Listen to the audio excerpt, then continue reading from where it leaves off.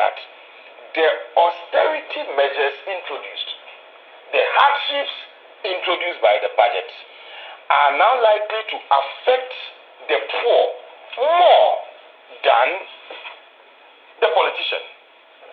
You see, political leadership, political elites are going to be affected less, but the overburdened and the already impoverished poor person is going to be affected more. So in a write-up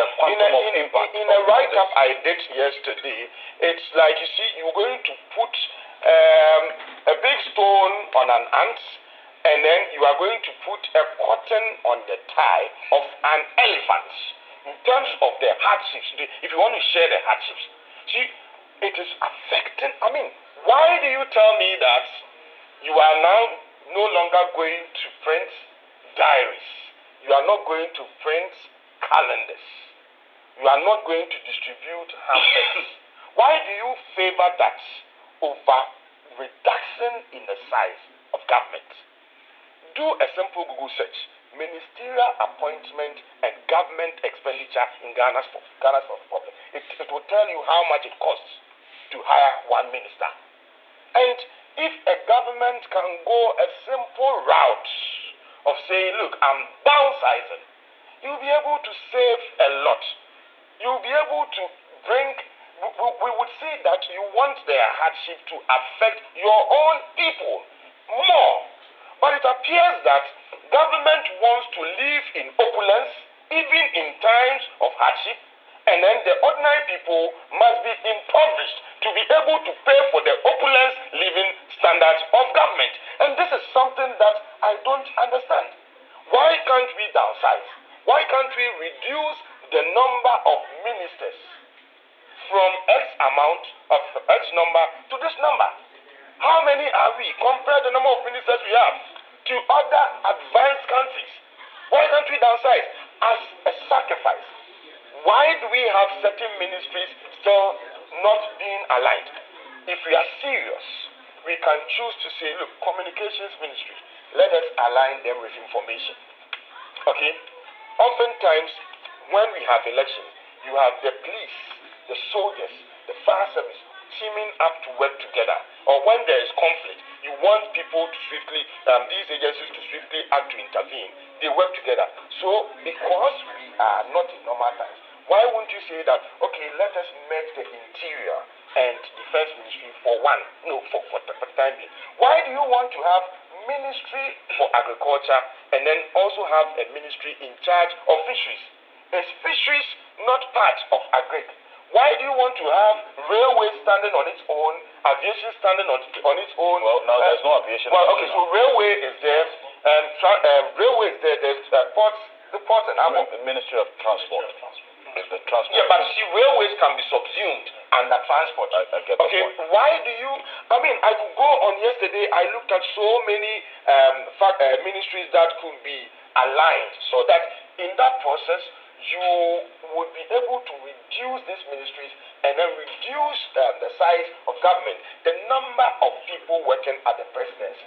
Why don't you send some home and then ask them to go and embark on planting for food or go into agriculture? I mean, you do some of these things to show the way that, look, it is going to be hard before it becomes easy. You do these things to show that genuinely you want to sacrifice. But it appears that even the president doesn't appreciate the need for sacrifice among the top echelons and top political elites. Otherwise, 30% cut in their salary. Don't tell me that. Don't tell me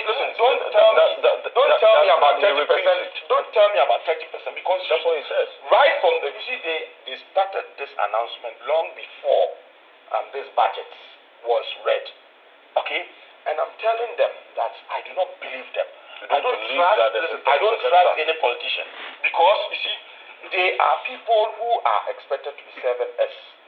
Yet we do not have the right to have access to their salary, a payslip, to be able to do a before or after analysis of the 30% reduction rate. No, please. We don't. No, please. You just listen. You talk about this thing and they tell you that you should go through the RTI route.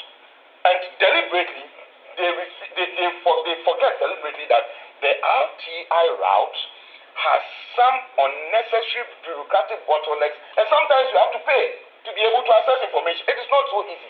And so I'm telling you that to the extent that politicians are not willing to voluntarily, if you want to see my payslip after this program, I'll show it to you. But politicians are not willing to voluntarily show their payslip. To the extent that they are not willing to do that, we cannot trust that proposal that there is going to be 30%. I'm not sure it has been done. I'm not sure it will be done.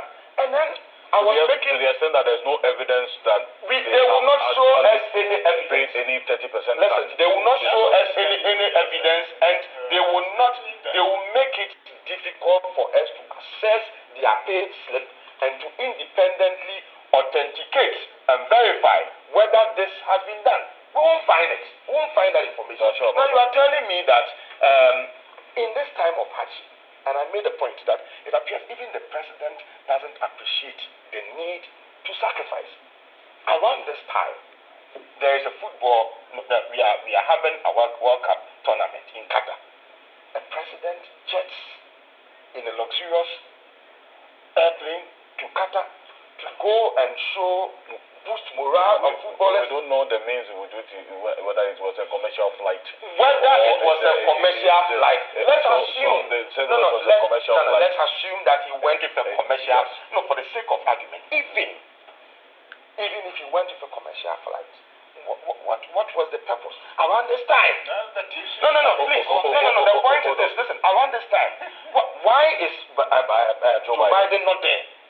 You could simply show the way that we are sacrificing by making a phone call. And in a phone call, you tell them that, look, I would have loved to be there with you, but because times are hard, I am unable to pay for the flight, to be there. And so I am using this medium, maybe Zoom call or telephone call. I'm using this medium to encourage you. And if you do this, maybe the players themselves may also even rethink their demand for winning bonuses and all that on the stage. Because you can see clearly the president himself is sacrificing. But it appears that in our part of it, if you look at the budget, it appears that there is this very childish and unpatriotic feeling and belief that when it comes to sacrifices, it is the poor people who must sacrifice the more. But the rich or the political elite must continue to live in opulence. I mean, why do you tell me you are going to now ban the usage of V8 vehicles in Accra? A very unenforceable, very difficult proposal. I mean, if Kweku, I'm sure, drove here from wherever he is in his V8. I mean, if you sit in his car, and I'm sure you did same. If you sit in your car driving from your house, you've been overly comfortable in your V8 to the point that when they sit in saloon cars, it feels that they are going to be involved in accidents. So they always want to be in a V8. Now, if he sits in his V8 and is driving from his home to his office, are we going to be able to stop you and check your logbook to be able to be sure that you are moving out of Accra? Right. Are we able to do that? We can't do that. And so there's no way we can verify. And so it's a very, very ticking the box recommendation that would add to nothing. We are unable to quantify also the monetary value of the kinds of austerity measures the government is inflicting on its own self. And I'm saying that it may just amount to a drop in an ocean if you want to quantify